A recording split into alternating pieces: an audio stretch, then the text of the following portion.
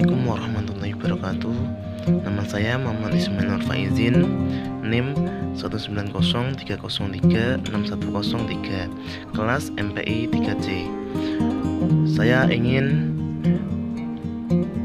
menjelaskan tentang prosedur pengolahan bahan perpustakaan yang ada di perpustakaan. Di sini saya akan menjelaskan pertama, yaitu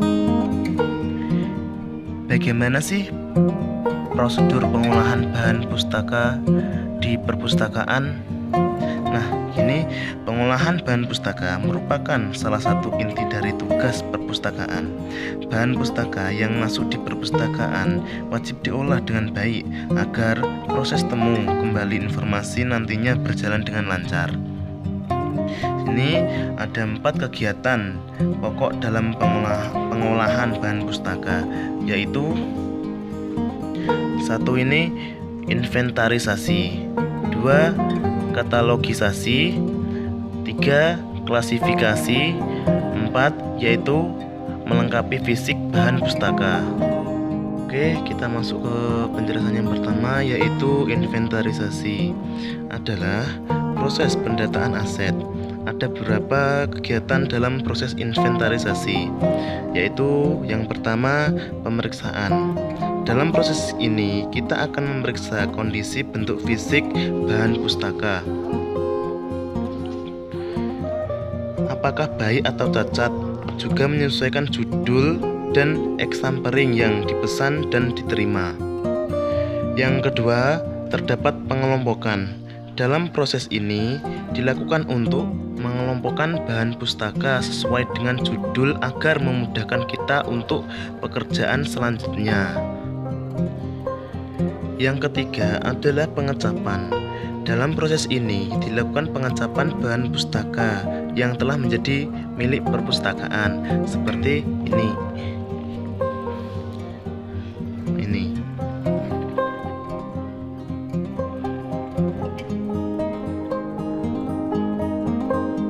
Yang keempat yaitu pencatatan. Semua bahan pustaka yang masuk ke perpustakaan dan menjadi milik perpustakaan harus dicatat, baik itu di buku induk atau yang terdapat di komputer sekolahan.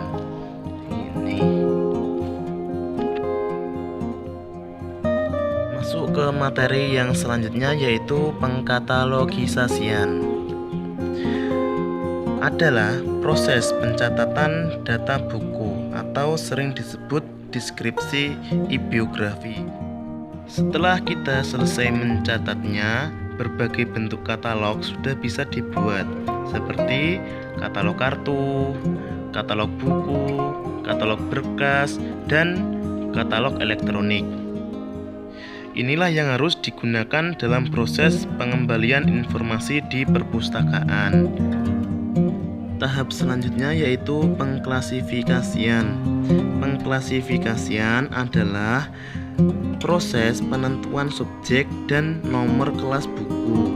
Ada beberapa pedoman yang bisa digunakan, yakni 1. yaitu DDC, Dewey Decimal Classification. Yang kedua yaitu UDC, Universal Decimal Classification.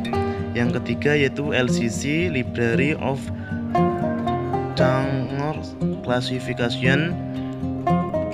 Kita juga dapat membuat klasifikasi yang kreatif, seperti menggunakan bentuk, warna, dan lain sebagainya.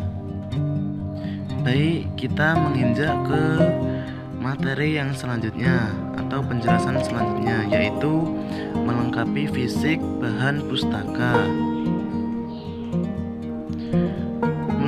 Melengkapi fisik bahan pustaka adalah penampilan nomor punggung buku atau sering disebut dengan call number yang terdiri atas 3 unsur, yaitu 1. Yang anak panah yang ke-1 itu 370 adalah nomor kelas untuk bidang pendidikan. Yang kedua, HAR adalah 3 huruf nama belakang pengarang buku. Yang K yang bawah itu adalah 1 huruf nama judul buku. Seperti contoh di buku salah satu ini. Ini adalah contoh penampilan nomor punggung buku. Penampilan nomor punggung buku bisa juga dilengkapi dengan barcode, tapi di contoh ini belum ada barcode karena buku ini sudah lama, sejak dulu saya pas sekolah di SMK. Karena apa dilengkapi dengan nomor punggung buku ini? Agar mudah diproses pinjam-meminjam di perpustakaan, atau agar tidak cepat rusak, kita juga bisa menyampul buku. Seperti contoh ini, kita menyampul buku dengan plastik agar terjaga, agar bisa dibaca oleh adik-adik kita setelahnya.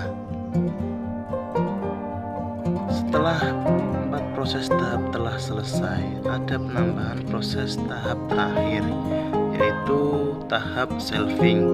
Tahap shelving adalah kegiatan penjajaran koleksi dalam rak atau tempat koleksi berdasarkan sistem tertentu. Kegiatan ini adalah langkah terakhir dari proses pengolahan bahan pustaka. Tujuannya agar koleksi dapat ditemukan dengan mudah dan dapat dikenali oleh pengguna dan pustakawan.